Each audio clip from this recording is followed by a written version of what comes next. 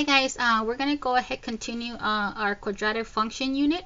To be more specific, we are going to continue to graph quadratic functions, and we're going to look at the case where the quadratic function is in vertex form or should be. Okay, we're going to temporarily skip the first fun problem. Okay, so fun problem number 2, we are asked to graph this quadratic function. Okay, it would be nice if this is in vertex form. Unfortunately, it is not. It's in standard form. But lucky for you, we are to write it in vertex form by completing the square, whatever that is. Okay, so I'm just gonna assume you forgot how to complete the square, and then we're gonna be good. So let's go ahead, go back to our warm-up. Okay, so fun problem. It says complete the square, do not actually solve the equation. Okay, so on the right, I have some guidelines on how to write it, but I'd rather speak to you than read to you. Okay, so with that being said, to complete the square, we want the variables on one side and then constants on the other. Cool. So to complete the square, it's going to be a 4-step process. So 1, we're going to identify b. 2, multiply it by a half. A lot of textbooks will say divided by 2, which is the same thing, but I always like to tell students to multiply by a half, so that way if b is a fraction, we're going to be good. So whether you say divide by 2 or multiply by 1/2, no one's going to know. Okay, so to complete the square, 1, we're going to identify b. 2, multiply it by half. 3, square the result, and then 4, add the result. Okay, so again, a prerequisite step, fix it so you have variable terms on one side, constants on the other, and something that is not highlighted is that we want to make sure that the leading coefficient is 1. What if the leading coefficient is not 1? Then you handle it, divide both sides by whatever it is. Okay, so now let's go ahead, write down the left side again, and we're gonna complete the square. So we're gonna add this beautiful number that when we do, it will give us a perfect square. So let me bring down the rest of the problem. Okay, so how are we gonna complete the square? So let me go ahead, bust out a thinking area. So we're gonna do 1, identify b. So b is the coefficient of the linear term or the x term. So in this case, the value of b is -6. Okay, so 1, we're going to identify b. 2, we're going to multiply it by 1/2. 3, we're going to square our result. And then 4, we're going to add our result. Okay, so in this case, we're going to add 9 to the left side, but this is an equation, so if whatever we do to one side, you have to do to the other. Okay, so in this case, if we add 9 to the left, you know what's going to happen. We're going to add 9 to the right. So on the left side, we should have a perfect square. You can go straight to the perfect squared form, but I don't want to memorize things unless I really have to. I'm just going to go ahead and factor. So we're going to go ahead, throw down parentheses, focus on finding the product of the first terms, namely x times itself. To complete the binomial factors, we want factors of c that add up to b, factors of 9 that add up to -6, and in this case, it's -3 and -3.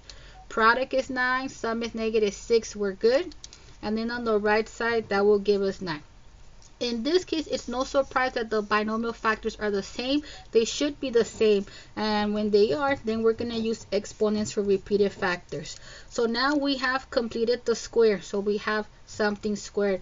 If we were actually going to solve it, then we would use the square root property and take it from there. But the objective of this fun problem is just to remind us how to complete the square. Okay, this problem's not going to be on your test. All right, let's go to an actual test problem. Okay, so it says write in vertex form by completing the square, then graph the quadratic function.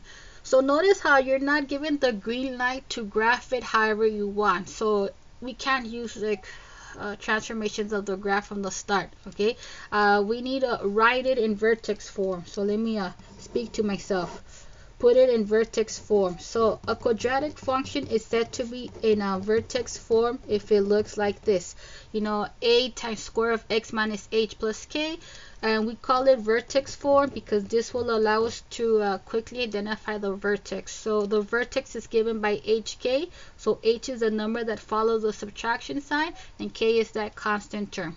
Cool. All right, let's do this. So we're going to go ahead, complete the square. We go ahead, begin by writing the function. Cool. All right, and then we're going to put a little gap. Okay. So plus some number, and then we'll bring down the rest of the number. Bear in mind that one of the differences between fun problem 1 and 2 is that fun problem 1, we have an equation, so we can do something on both sides.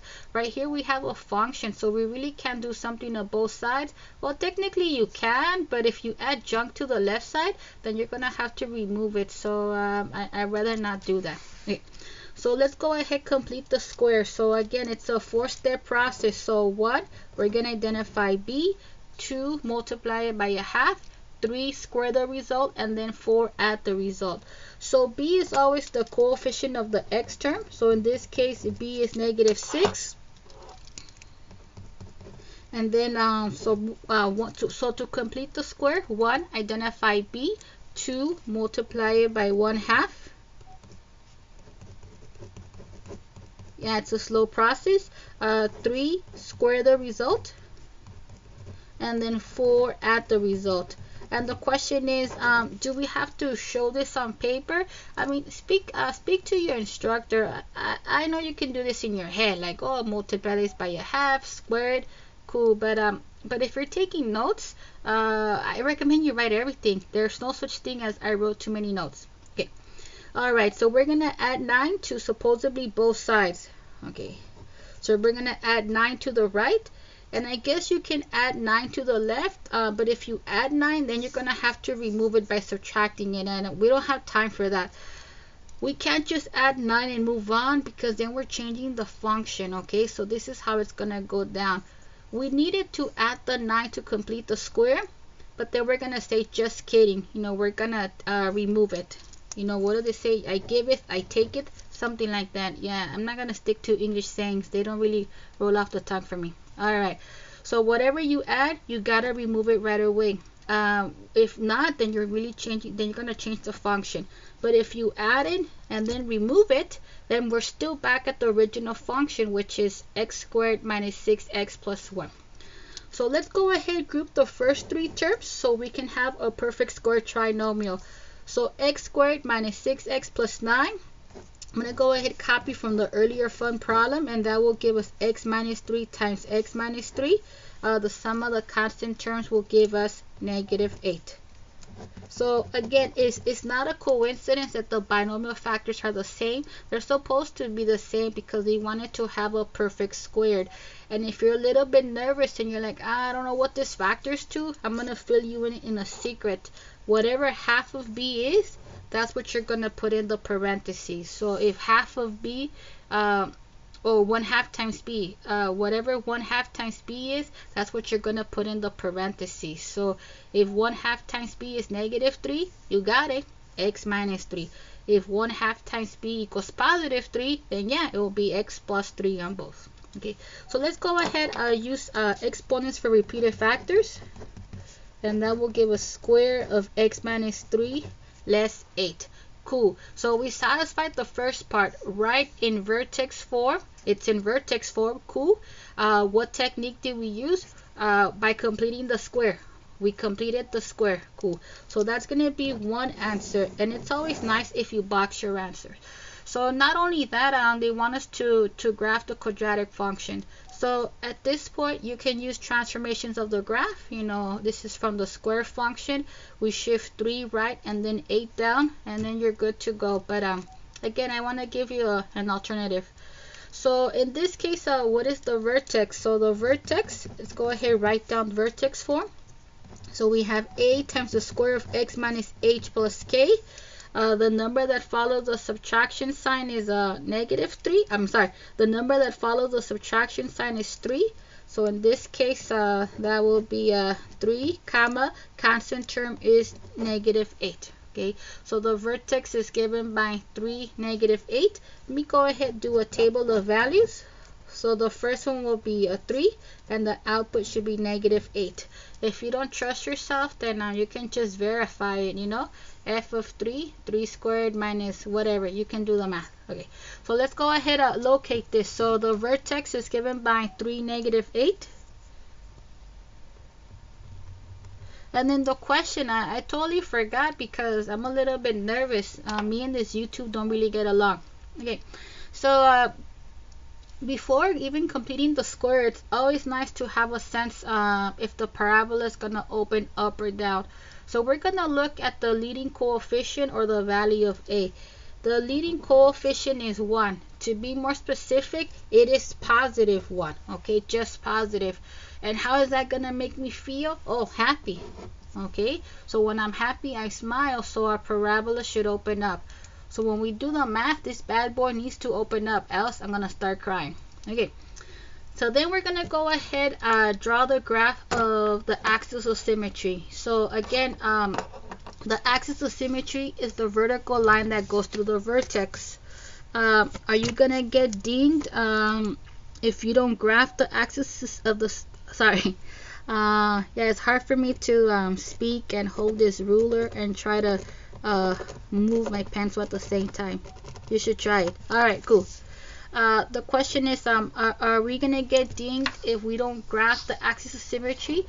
Look at the directions. The directions doesn't say you have to, but I always graph it because it helps me to to save some time when doing the graph, and also I have to identify the axis of symmetry, so when I graph it, it's easier for me to write the equation.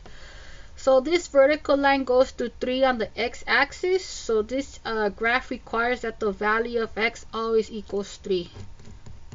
So the equation of the axis of symmetry is given by 3. Okay, so let's go ahead. How many points do we need? 5. Okay, so you can pick any x value. I like to stick with smaller numbers. Who has time to pick 9? Not I. So I'm going to stick with 0 and any other small value that I can pick. Okay, so when x is 0, what is the value of this function? And the question is, where should we plug it in? Should we plug it into the original function, or should we plug it into the one where it's in vertex form? It's a personal choice. We know we did the math right. I trust our work, so I'm gonna plug it into this one because it's easier for me to evaluate by hand. Okay, so we have f of x is equal to square of x minus 3 less 8. So I want to know what's f of 0. Okay, so when the input is 0, what is the value of this function?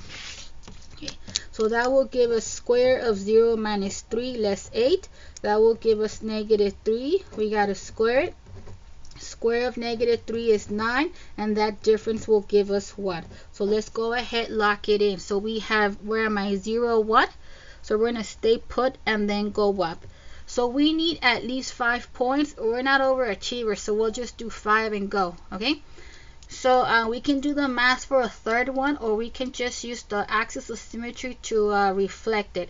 So this point is 1, 2, my eyes are failing me. All right, so this point is 1, 2, 3 units away from the axis. So when we reflect it, or we mirror it, or selfie it, whatever, we should be 3 units away. 1, 2, 3. So if I know how to count, this should be 3. 1, 2, 3. Yeah. Cool. All right, so we got 3 points.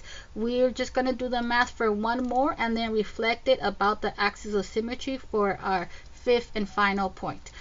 So what x value should you pick? It's up to you. Pick any x value to the left of the axis of symmetry, or any x value to the right of the axis. These numbers are bigger, so no, we have no time for that. So I'll stick with the smaller one. So I'll go with 1 because I'm afraid of 2. So when x is 1, what is the value of this function? Okay. All right, I think I zoomed out enough. So when x is 1, we have f of 1 equals, I need a break right here. Okay, so f of 1, I need my fingers because I put the numbers in the wrong place. So that would be the square of 1 minus 3 less 8. And of course, we already passed an arithmetic course, so you can just punch this in, but I want to do it by hand too. I want to show off. All right, difference of 1 and 3 is negative 2. Square of negative 2 is 4. And the difference of 4 and 8 will give us negative 4. Okay, so if I didn't have a technical difficulty, we should be at 1, negative 4. So we go 1 right and 4 down. that will take us with 4 points, but we need 5 points. Okay, so let me go ahead, zoom in. Okay, so we're going to use the axis of symmetry to quickly locate another point. This point is 2 units away from the axis, so when we reflect it, we should be 2 units away. 1, 2. Those are our 5 points. We had said from the beginning, or whenever I remembered, that the parabola should be opening up, and when we connect the points, this graph will totally open up. So now we're just gonna do our best to do a nice smooth curve. It's easier for me to do a smooth curve when there's no pressure. Okay, all right guys, I should have you guys just sketch this for me. Oh, I'm so proud of myself. See, I spoke too soon.